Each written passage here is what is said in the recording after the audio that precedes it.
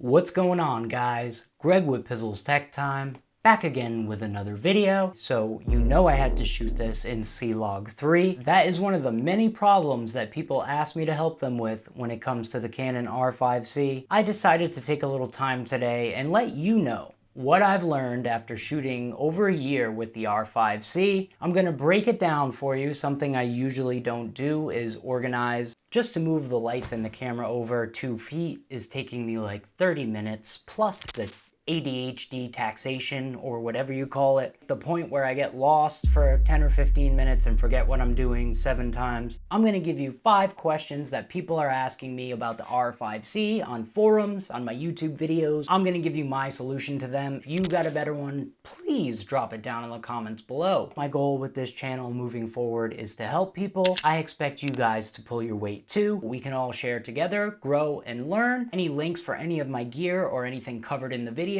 should be listed in the description. If it's not, shoot me a comment. I'll get back to you. Let me get the small percentage of change back from that affiliate revenue. You know, being a small YouTuber, I make like 70 bucks a month on YouTube, and I could use all the help I can get, especially when dealing with the R5C's main problem, which is, #1 problem is the battery. Wow, battery life. Oh, well, everybody knows that. Every video says that. Blah, blah, blah, blah. Yes, that's not what the problem is, though. Calm down for a second. The battery life causes the problem, but people are asking me why they can't shoot 8K 60 if the camera is not powered properly by USB-C or by some other dummy battery that can supply enough voltage, which I have not ran across yet. If you supply the camera with USB-C PD3, I believe it has to be over 75 watts to be able to power the R5C, the lens, and the 8K 60. You have to make sure the cable and the battery itself are Power Delivery 3 capable. Power delivery is not enough. You need to make sure the wattage matches up with the camera, and you can find all that stuff on Canon's website. I know an excellent YouTuber who's made a video going over all this stuff right here. So instead of me trying to act like I know everything, why don't we actually ask an expert, points in focus? The #2 problem with the Canon R5C is dun dun dun, battery life. And I know it was #1, but it's kind of a big deal here. I mean, my camera gets 17 minutes per battery. These batteries can cost $75 to $80 from Canon.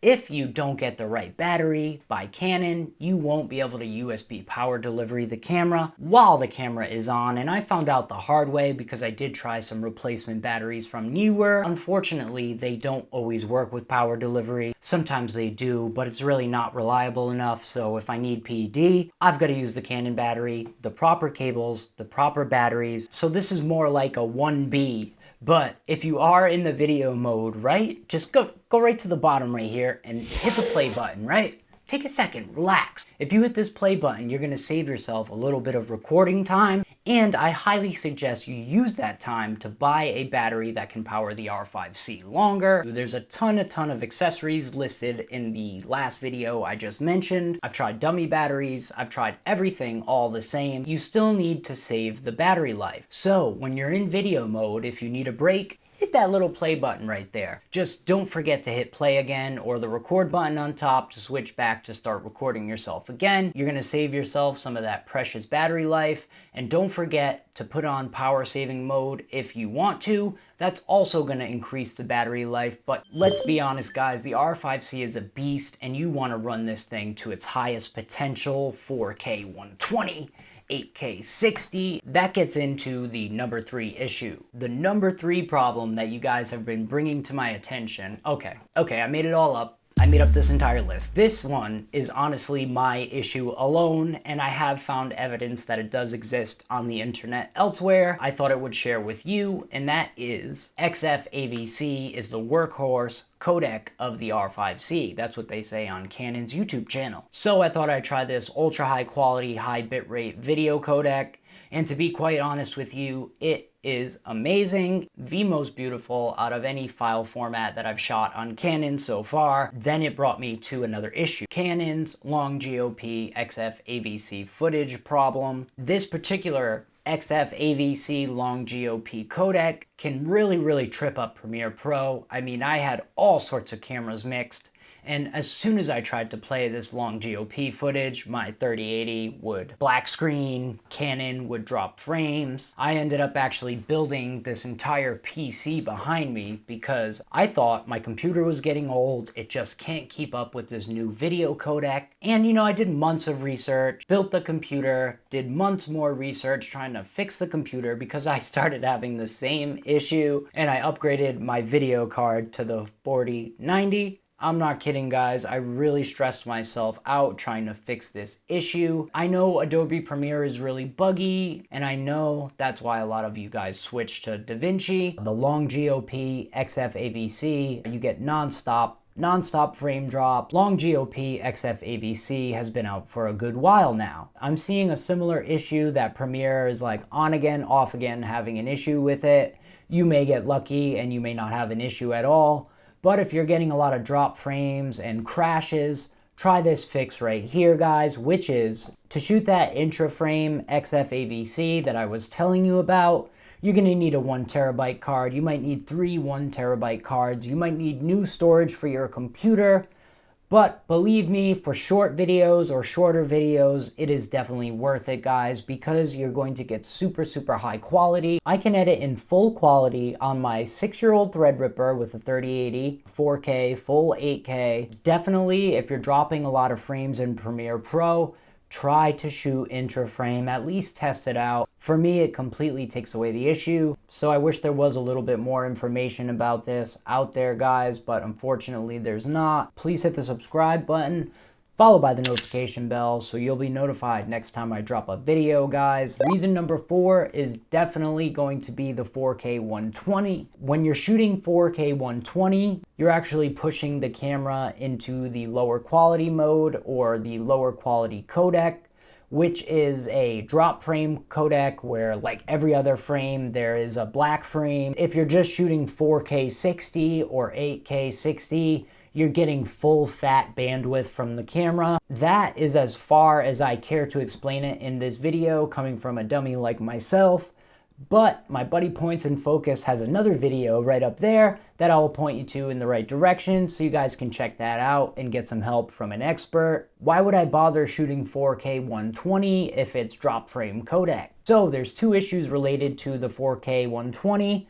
Number 1 being the drop frame, you're losing quality. And number 2, you're going to be having to go down a stop and an exposure. You're going to actually have to bring up your lighting or change the exposure settings on your camera, because when you put it into the slow and fast motion, you're going to actually have to bump up the shutter speed to actually expose the image properly. In my experience, the best thing to do for me is to just shoot in 4K 60 intra-frame, have the audio connected right to the file, and then if you need to slow it down, do it in your NLE. I think it looks amazing that way. And don't get me wrong, guys, there are times for in-camera slow motion, and if you like using that, it's up to you. Just shoot in 4K 60 and you're getting the highest possible quality, and use your NLE to edit it after. So the number 5 issue, and I know, there's a lot more issues and a lot more problems I could be fixing, and believe me, I'd love to, but I'm way tied up with my reviews. I have like 15 or 20 of them to film right now, and I really have no time at all. I've been making myself sick and anxious trying to work full time, plus run channels and upload to social media. After putting all this pressure on my family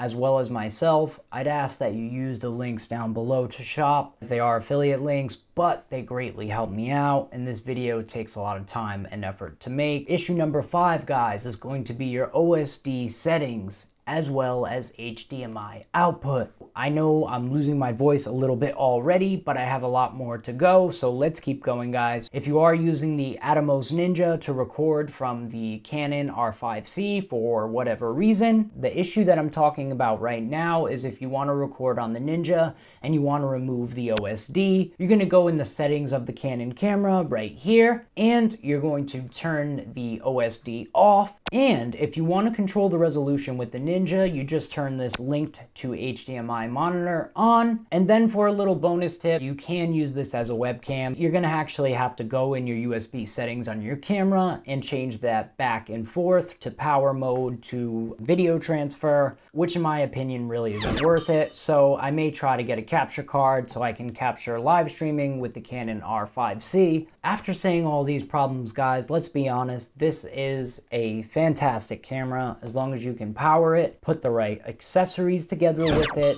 this camera is amazing. I am so grateful that I get to practice and learn with this Canon R5C. It is by far the favorite camera that I've ever had and used. It also has the most problems. So I probably should have said that at the beginning of the video, but that's okay. Anyways, guys, thanks so much for watching. Links down below. Remember, embrace goodness and you'll get greatness. Believe me, ever since I've changed my outlook on life and just tried to make videos to help people at the very forefront, my life has improved very greatly. And I know someone said last time, I said somewhat greatly, because life is very challenging for me. I've always had a money spending problem, I've always had a money problem, and life has never really been particularly easy for probably you or me. And things are definitely tough with everything being so expensive. So I've changed my outlook, I'm working hard, I'm trying to help people, and I'm trying to drop those bad habits, guys. So hit that like button if you feel me, guys. All right, guys, I got to get back to my work and focus on what I was actually supposed to do today. But thanks so much for watching. Until next time, I'm out. Peace.